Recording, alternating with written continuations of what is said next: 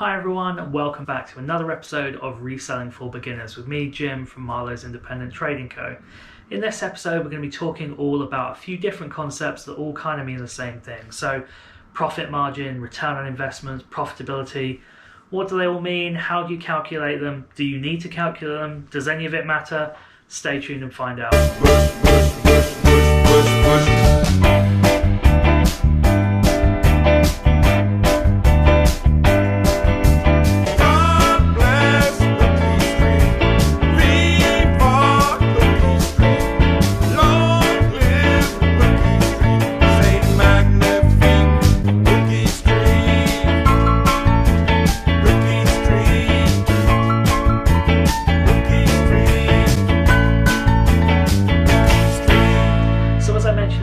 Today's episode is all about calculating your profit. If you need to do it, how do you do it? Is it worth doing? What kind of profit should you be aiming for? So the first thing I should tell you in this episode is that I'm definitely not going to be teaching you how to calculate profit margin or ROI. If you want to learn that stuff, there's loads of videos on YouTube that you can go and do it. That's what I did early on because I thought it was really important. Spoiler alert, it's absolutely not. What you'll see on various groups on the internet and Facebook and various other mediums is people asking about what kind of profit margins people are achieving or what kind of ROI, which means return on investment, people are achieving when they're buying and selling goods as a reseller. To be honest with you, this is all just about comparing yourself to other people, and really it's a competition. Ultimately what people are trying to do is just drop trowel and see who's his biggest. Reselling is a personal business to you, and your success or failure as a reseller is totally different to what someone else is. So if you're reselling at a lower profit level to someone else, that doesn't mean that you're doing badly whatsoever.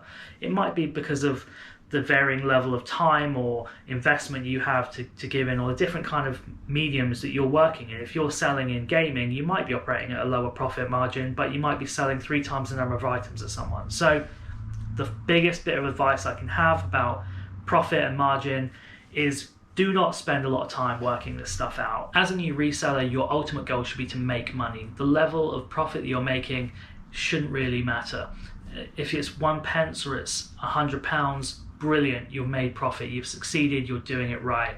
If you're losing money, there's something needs to change, absolutely, and maybe you need to look at the prices you're paying for things, or maybe you're undercharging, or maybe you need to avoid those kind of items in future. So with that out of the way, let me talk about what should be important to you as a new reseller other than just making profit.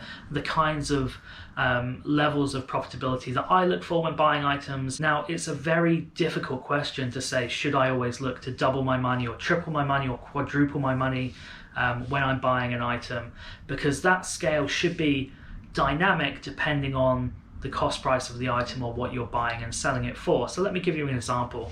If your rule of thumb was always that you'd look to double your money, would you buy an item for £1 that you could sell for £2? Probably not. But if it was an item that you could buy £100 and sell for 200, all of a sudden that becomes a lot more attractive. So when you get a bit more experienced as a reseller and you're into your 4th, 5th, 6th month and you really hone down the process of selling and you've been making a small amount of profit, that's when you really need to start to just have a kind of set of rules in your head. So you might say, for every item I'm going to at least look to double my money and I want to make a minimum of £10 profit on every item I sell. And internalize your set of rules based on the kind of items you're selling, and you'll quickly be able to apply those when you want to buy an item. So rather than just looking at that item up on eBay and seeing, yes, it will make me a profit, look it up and say, will it make a profit? Yes. Will I be able to double my money and achieve at least £10 profit? No, in which case I'm not going to buy it. That rule in yourself might be a dynamic one. It might be that that's the rule you take during summer because it's boot sale season and you're able to buy a load of items every week. Maybe you can attend 2 or 3 boot sales a week and you can afford to be picky. But maybe over the winter you think, why am I sticking to that rule? Because I'm not able to buy as much. So if I've got the time and there's limited sourcing opportunities, maybe I'll just go back to buying whatever I can to make a profit because I've got nothing else to list. But on the other hand, if you've built up a huge backlog of stuff to list, maybe when you're going out to boot sales or wherever you go sourcing, you'll say, actually, because I've got a huge backlog, I'm only going to be buying things that I can quadruple my money on. So the level of profit you look to make on an individual item will always be on a sliding scale, depending on the individual value of that item, also your current position in terms of stock, listings. Do you have a backlog of stock? There's a lot of different dynamic questions that you need to ask yourself before making that decision. It's not something that you need to just have a hard and fast rule on, although if you tend to have a kind of baseline set, a default position for the level of profit you're going to make, and then just adjust from there. And really it's as simple as that. You'll quickly build up what works for you based on whatever you sell, because some items, as I've mentioned, will naturally be more profitable. So if you're selling gaming items, you might naturally have to take a slightly lower profit parameters and just accept that you're going to make your profit via doing high volume of sales rather than doing lower volume but high profit sales. So based on whatever you're selling, what your position is, how much time you have to dedicate to reselling, and how abundant are your sourcing opportunities will dictate that. If you're really stuck and you're looking for a simple set of rules, when I first started reselling, my default position was that I always wanted to triple my money. So if I was paying £10 for something, I always wanted to make sure it would sell for at least 30. So why did I come up with a number of tripling my investment purchase versus doubling or quadrupling or any other number? Well, the simple answer is that I worked back from my sale price to my purchase price and figured out what I wanted to do with that money to ensure that I was always building my bankroll, being able to pay my fees and taxes, and also being able to take something out of the business for myself. Now, what I mean by that, and let's use the example of investing £10 and selling something for 30. With that £30 that came from that sale, I would always split that into 3. So I'm tripling my money and then I'm splitting that sale price into 3. 50% of that sale price would go back into my bankroll to make future investments.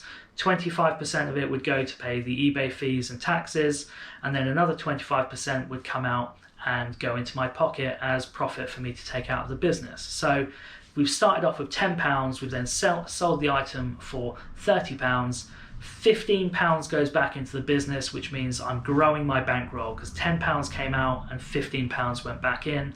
£7.50 comes out, which is more than enough to cover all of the fees and taxes, which means that I don't have to worry about those. They go off into a separate account to make sure they're covered, and then £7.50 goes straight into my pocket as profit. And that's really the simple way that I've worked for almost a year. And using that really simple formula, you will always be building your bank account to be able to reinvest in your business, which means you'll be able to achieve more deals and buy more profit. So that's just about it for me for this episode. I hope that kept it simple enough for you. As I said, don't get too hung up on profit and ROI when you're starting out. Certainly in your first 3 to 6 months, it's not what you should be focusing on at all. Your profitability will come as you get more experience as a reseller. If you're looking for a dead easy rule of thumb to begin with, triple your original investment, then split it back into 3 and use that to increase your bankroll, give yourself some money and pay the tax man. That's what I did, and I'm sure if you follow that same advice, you'll become an incredibly successful reseller. But as I say, in terms of pure profit dynamic, think about that on a deal by deal basis, because it can depend based on your current level of stock, your ability to source, the amount of time you have to put into your business, and a load of other factors. So there isn't a simple rule, but if you want to follow my one, then I'm sure it will lead you down the right path. If you're new here, thanks very much for stopping by. If you like the video, please feel free to give it a thumbs up, subscribe, and leave a comment down below just saying what you liked or didn't like about it.